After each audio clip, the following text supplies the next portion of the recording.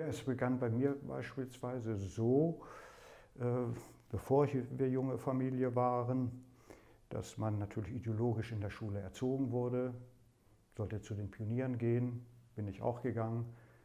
Dann stand im 8. Schuljahr, 7., 8. Schuljahr die Jugendweihe an, bin ich nicht gegangen, weil ich als Christ mich nicht zum Atheismus bekennen wollte, weil ich meine Überzeugung nicht verleugnen wollte. Da sollte ich nicht zur Oberschule kommen, damit vom Abiturstudium ausgeschlossen werden. Das, was zu Hause erzählt wurde, durfte ich nicht in der Schule erzählen. Man konnte für einen Witz, über den man zu Hause lachte oder mit Freunden lachen konnte, konnte man eingesperrt werden. Oder für mich, mein Vater konnte eingesperrt werden. Ja, man musste also schon sehr vorsichtig sein.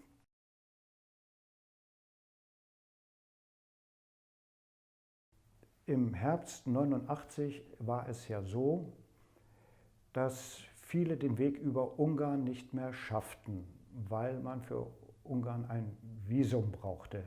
So sind viele nach Prag gereist und haben die deutsche Botschaft in Prag besetzt und sagten, wir gehen erst wieder heraus, wenn wir die Ausreise in die Bundesrepublik bekommen. Und in Prag war die Botschaft übervoll mit DDR-Flüchtlingen, die in den Westen wollten. Das passte den Genossen in der DDR nicht. Das war unangenehm, dass es dort so viele Ausreisewillige waren.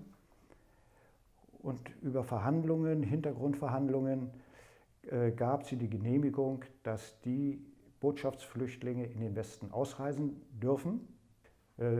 Führte dann dazu, dass in den Westmedien, im Deutschlandfunk, den ich damals regelmäßig hörte, mitgeteilt wurde, die Prager Botschaft ist voll mit Flüchtlingen, die Flüchtlinge dürfen ausreisen, sie reisen mit Zügen aus, die Züge fahren über das Territorium der DDR. Und das hörte ich im Radio, sagte zu meiner Frau, da müssen wir jetzt hin zum Hauptbahnhof, da passiert irgendetwas. Was dort passiert, ja, das wussten wir nicht, aber so in meiner Vorstellung war, das sind jetzt die letzten Züge in die Freiheit. Nun war der Hauptbahnhof abgeriegelt von Polizei, hermetisch abgeriegelt ringsherum. Die Züge sind noch nicht gekommen, wir wussten nicht, wann sie kommen. Tausende Menschen waren da. Es waren zwei Gruppen von Leuten. Die eine Gruppe, die wollte nämlich mit der nächsten Welle die Prager Botschaft erneut besetzen, kam aber nur bis an die Grenze zur Tschechoslowakei, wurden in Bad Schandau oder Schmilgau zurückgeschickt und waren wütend am Dresdner Hauptbahnhof. Und sie wollten die Züge, die durch Dresden fahren, anhalten und auf die Züge springen. Und die andere Gruppe war, so Interessierte, so wie ich einer eben war, wir merkten, das tut sich irgendetwas jetzt in der DDR. Das erste Mal, dass so viele Menschen bei es war eine Demonstration, nicht angemeldet, nicht aufgerufen. Von diesem Tag an, die Züge sind dann ohne Halt durch den Dresdner Hauptbahnhof durchgefahren, von diesem Tag an gab es jeden Tag spontane Demonstrationen in der Stadt.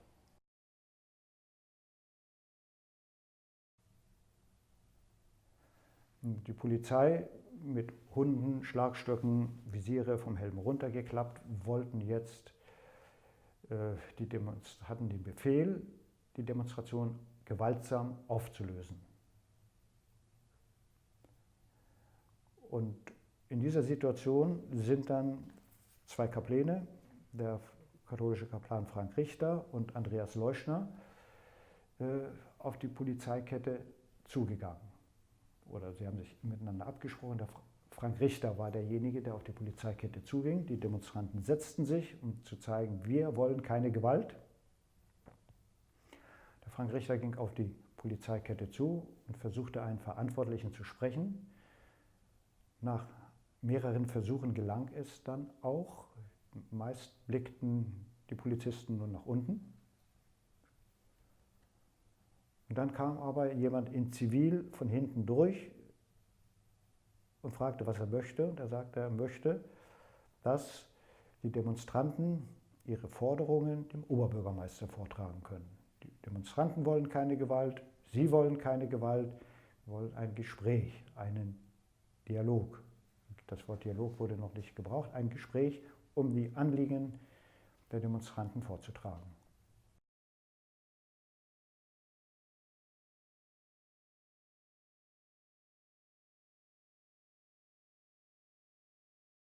Das war der Urknall der Demokratie in Dresden, wo die eskalierende Spirale der Gewalt gestoppt wurde und zu einem Dialog überging. Die Demonstrantenvertreter, so wurden sie genannt, von der Presse nannte ca. 20 Demonstrantenvertreter. Daraus entwickelte sich dann später der Name Gruppe der 20.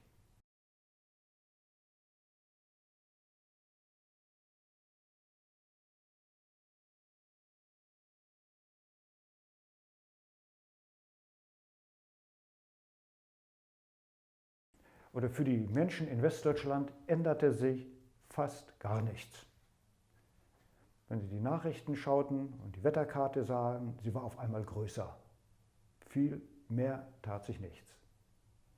Für die Ostdeutschen aber veränderte sich fast alles. Einiges war sehr gut, was sich sofort änderte. Wir bekamen Rechtsstaatlichkeit über Nacht. So. Wir bekamen eine Währung, die D-Mark. Der Warenmangel war vorbei. Wir bekamen ein gutes Warenangebot. Wir bekamen einen deutschen Pass, mit dem wir nahezu in alle Länder reisen konnten. Das war also gleich zu Beginn sehr gut, vom ersten Tag an.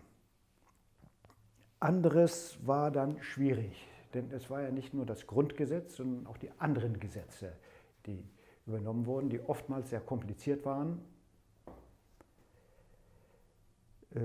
Denke an das komplizierte Baurecht, das anzuwenden war. Das musste man erlernen. Das Baurecht war gar nicht auf die DDR zugeschnitten.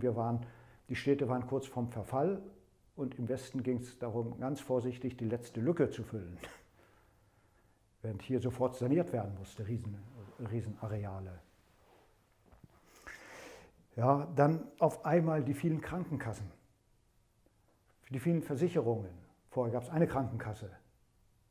Ja, also viele Dinge, die waren schwierig für die im Osten. Manches war für die einen ein großes Glück und für den anderen ein schmerzlicher Verlust. Denn zum Beispiel wurde zwangsenteignetes Eigentum, das anderen zu DDR-Zeiten zugesprochen wurde, wieder den alten Eigentümern zurückgegeben.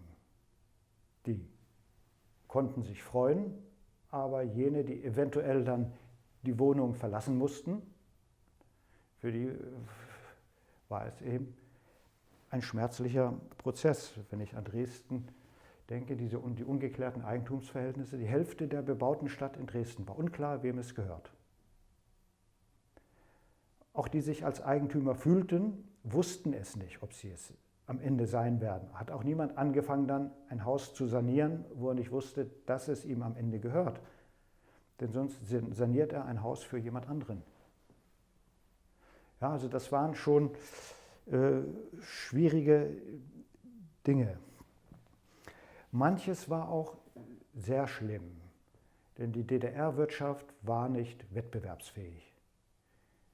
Ja, es ging ein Betrieb nach dem anderen den Bach runter, wurde pleite. Und die Leute verloren ihre Arbeit. Ja, Kurzarbeit, Kurzarbeit null, Arbeitslosigkeit. Ja, für viele war es so, 1989 sind sie auf die Straße gegangen und 1992 wurden sie von der Firma auf die Straße gesetzt. Waren also auch bittere Dinge. Ja, aber so nach etwa 3 bis 5 Jahren sah man in einigen Regionen wie Dresden schon eigentlich ganz deutlich, aber auch in anderen, nicht überall, aber schon in den großen Städten und es wurde dann auch zunehmend mehr in der Fläche ein Aufschwung. Es siedelten sich neue Firmen an. Die Hälfte der Leute hatte völlig neue Arbeit inzwischen. Das eine gelernt und das andere jetzt, wo sie neue Arbeit gefunden hatten. Die Innenstädte wurden saniert. Aus der Wohnungsnot wurde ein Wohnungsparadies. Das gab Hoffnung. Dresden ist heute wieder eine wunderschöne Stadt geworden.